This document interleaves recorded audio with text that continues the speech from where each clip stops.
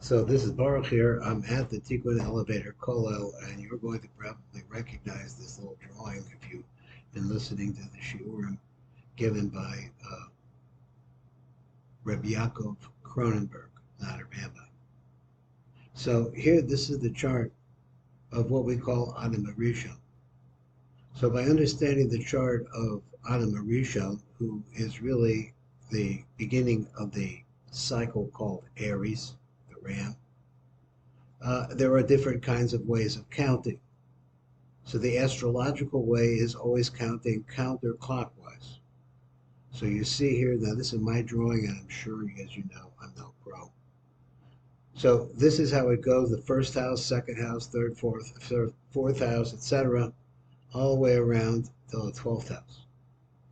So in this section that we've been learning from Rabbi Yaakov, he's been teaching us the relationships between the houses and how to count them.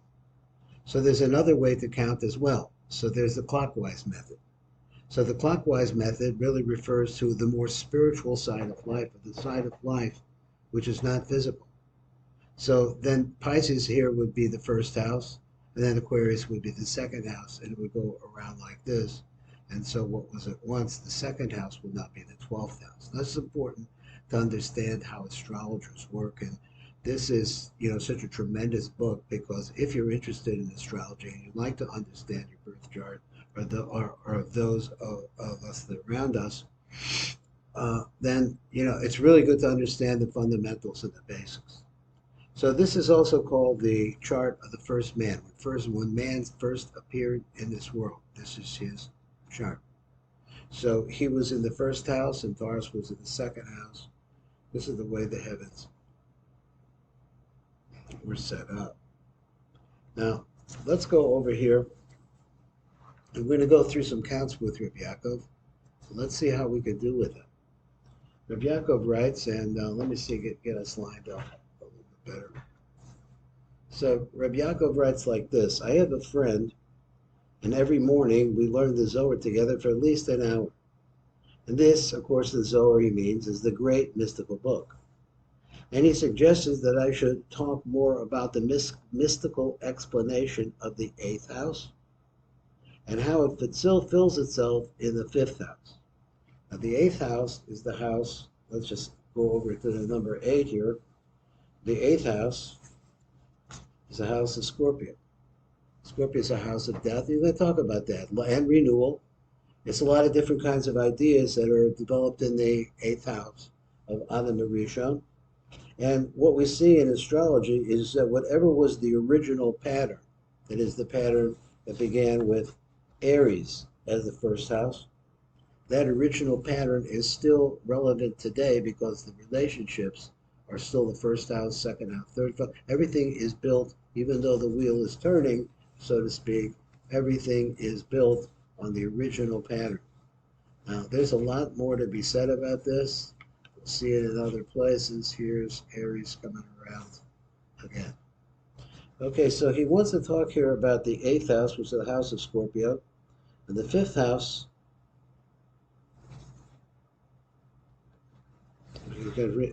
is the house of Leo. Okay, I should know that. I was just trying to read my handwriting. Here it is, the house of Leo. So we have Scorpio, it's a little upside down, and Leo. So how is Leo related to Scorpio? How, in fact, did these things work together? So he said his words were that his friend who studies Zohar wanted him to, so that he talk more about the mystical explanation of the eighth house, how it fulfills itself in the fifth house. So everybody has to know that the Zohar and other sources explain that there are different ways to understand the holy writings. There's a simple written meaning of the words, and then there are deeper and deeper coded meanings and mystical ways of understanding it, until you get to the real secrets of the writings. So he says there are, and this is true, that there are codes. A lot of things are coded, and why they're coded. So we have to understand how the codes work. So I think that when I talked about the eighth house, that's the house of coitus, he writes, which is sex and death. I also mentioned that the fifth house is the house of children, amongst other things. And the simple understanding of the relationship is that for the eighth house, which is the house of procreation, which just means the acts, the sexual act, he means to say. Now, if you count 10 signs, because he says the count of 10 is the count of fulfillment. So let's come over here to Scorpio and just show it like here it is right here. It's the eighth house. And let's count backwards, or what I call backwards, but he says forwards. 8 houses. 1, 2, 3, 4, 5, 6, 7, 8. And you get to the house of, let me see if I counted that right again. Was I counting right? 1, 2, 3, 4, 5, 6, 7, 8, and you get to the house of Gemini. Now, how does that work?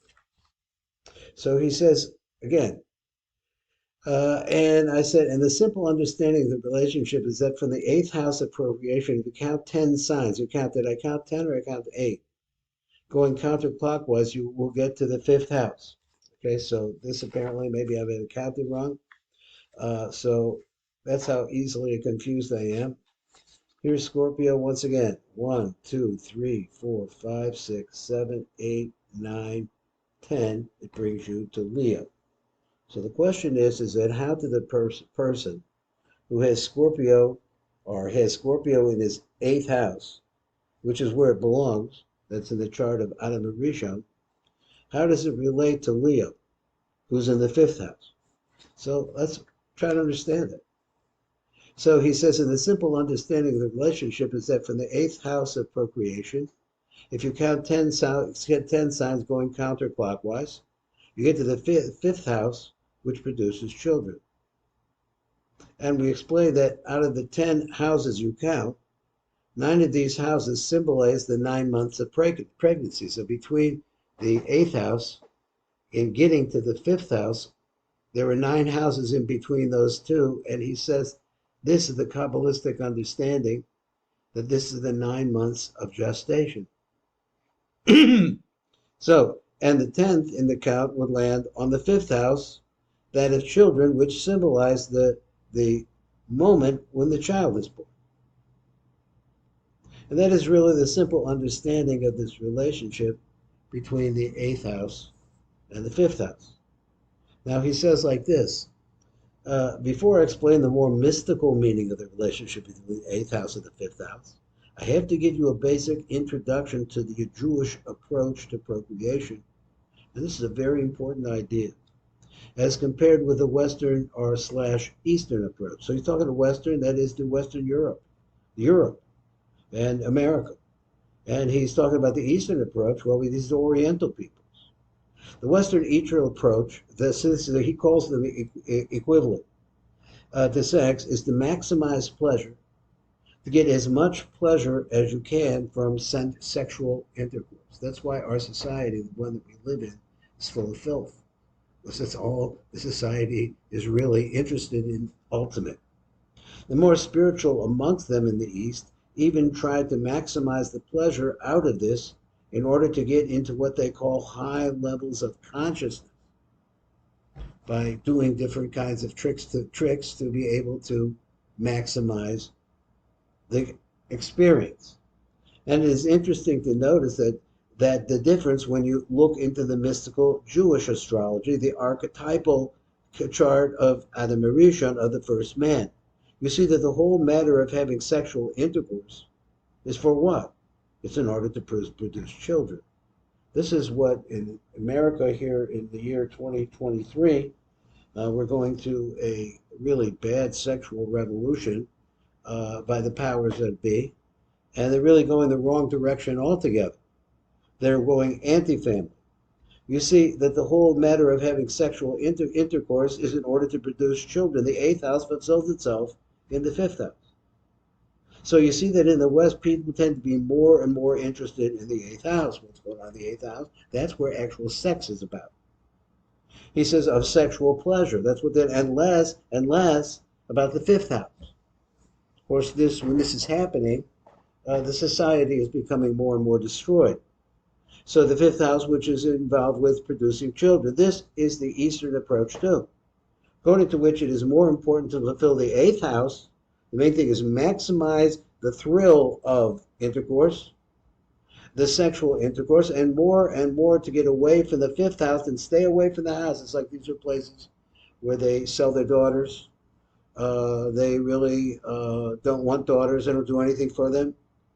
These are the place where I don't want to get into any more detail with it. These are crazy ideas, but people have this because their main goal is maximizing sexual pleasure, which of course is strange in a certain way because the eighth house is not considered a good house in astrology. The eighth house is considered to be the house of death. It's not a good house. There's a lot going on in that house. It means that you're hovering around death. So he says, and indeed, our sages tell us that sex is like 1/60th of death. And this way is connected to the eighth house in astrology, and that's why death is connected to it. You see today that there's been a turn away in the Western world over the years where sexual intercourse became something of a goal into itself, the de-emphasis of the family. So you see this everywhere. The popularity of not having children or having one child or waiting till you're quite a bit older to have that child. So he says, where sexual intercourse became something of a goal in itself, the pursuit of pleasure. And due to that, it is possible to understand how homosexuality, now that homosexuality makes a lot of sense. For instance, came to be the mainstream today because homosexuals do not have families. They don't have children. What they have are sexual experiences, and they worship the sexual experience. In this particular case, I've seen some things that I would talk about. I remember that when I was a kid, some 40 years ago, calling someone a homosexual was considered to be the worst thing one could call another person. Today, it's something which is more than okay. I think it comes from that idea. It comes from this idea. First, Freud came along and permitted masturbation. He said masturbation was a good idea. Now let me see, getting up here. And he permitted masturbation as a means of getting pleasure without reproducing anything. Then the idea of birth control came along. So you can have sex without pregnancy. And once again, you're emphasizing the thrill of sex. And slowly, as time went by, the act became separated from the purpose. In other words, the purpose of the act of the eighth, which is the eighth house, is to become fulfilled in the fifth house. The cause became separated from the effect, and it was no longer inappropriate to alienate the act. And then, what is wrong with homosexuality anyway, if the act is the only thing that really matters? The attitude changed. They became permitted just like other kinds of sex. So once you make homosexuality, which is not productive in terms of family, it's very destructive in terms of family. If you have, God forbid, if you have a child that's homosexual, bar mitzvah, that means that that child's not going to reproduce. Only going to reproduce pleasure. That's all they're interested in. Now, that's what they used to say that was narcissistic, which it is. But narcissism in our culture had become normal. The Jewish approach is completely different. He says, on the mystical level in Judaism, the reason for sex besides producing children is to produce holy children. And this is the whole secret of the eighth house. Now, if you listen to the Zohar that we've been teaching over the last week, or we're going to be learning Mitzvah Hashem as we go forward, that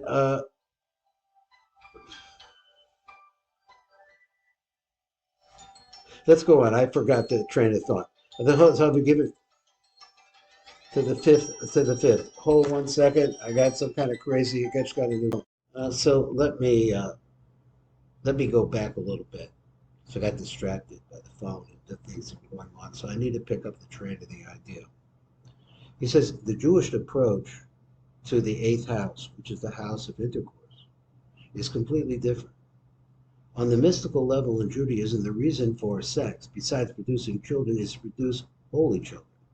And this is the whole secret of the eighth house. So this is the idea of the eighth house. Oh, what I was going to say was this, that we learned about the concept of sweetened gevuros. That sex by itself is a tremendously bad gevura. It doesn't lead to anything good because it's just an animal act. But there is an intellectual quality, one that has to do with mind and intention, that can raise us out of the purely animal.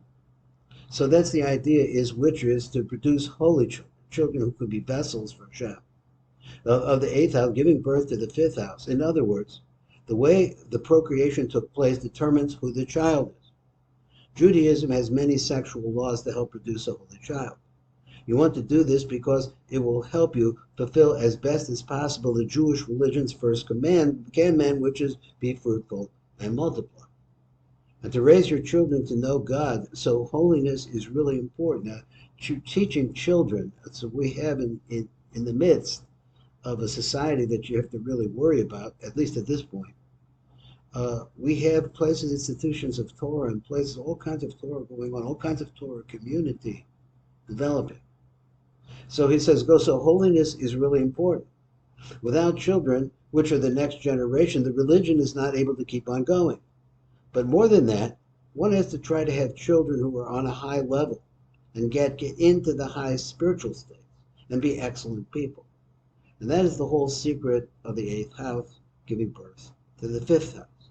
He says that what you're doing on the physical level wants to be elevated into something really purposeful, which is in this case, having holy children.